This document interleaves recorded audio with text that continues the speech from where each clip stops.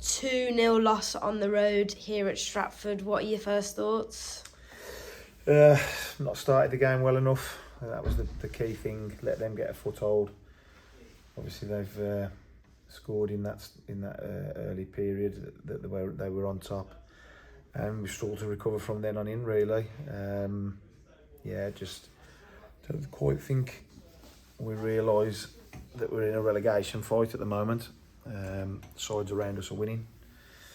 Needham have won again today. They won in the week. Kings Langley are picking up points.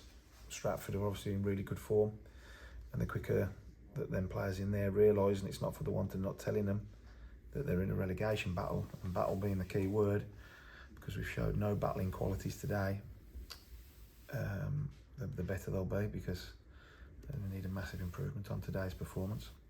And obviously, talking about the opening minutes here at Stratford, we obviously didn't get a foothold in the game. We misplaced a fair few passes in that first quarter of the game. What difference does it make when we start well? I think scoring first is key. You know, it allows you to dictate the tempo of the game. You know, they was never going to match us for, possession and territory and energy. Like I say, it allows them to dictate the tempo of the game. But at the end of the day, we've got to get the basics right, and they must have put 5 or 6 balls into our box in the first 15 minutes from throws and corners. And I don't think we won one first contact, and that's really concerning. I think the massive difference between the two sides was Ebanks, the lad in on loan from Cheltenham.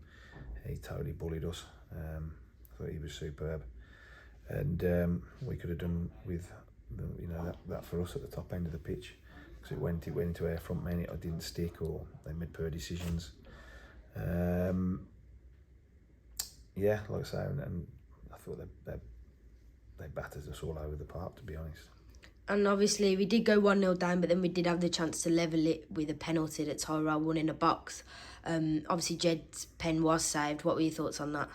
Yeah, there was a bit of a debate whether because obviously he missed his one in the shootout. He scored in the game on Tuesday night, but he missed his one in the shootout. So there was a debate whether he or Danny went on it. We decided to stick with Jed because he's been pretty good from the spot, to be fair, for us, and consistent this season. So we stuck with him, and unfortunately, it's a decent save. I don't think it was enough into the corner, to be honest. But it's game changing. Goals change games.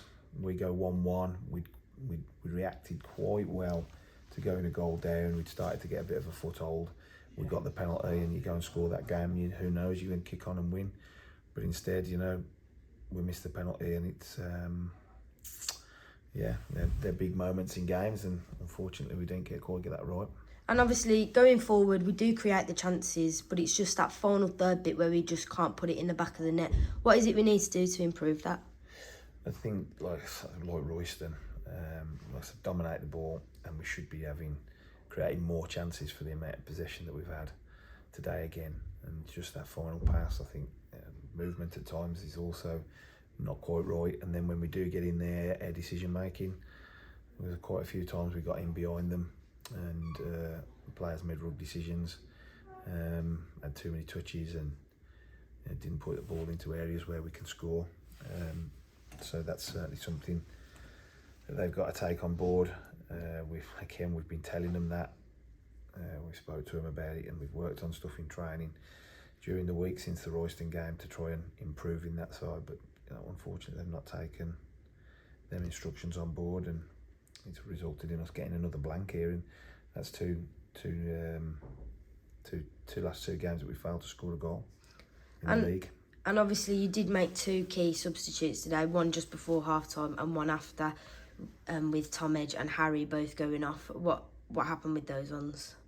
Tom took a whack. It was a meaty challenge in the middle of the park.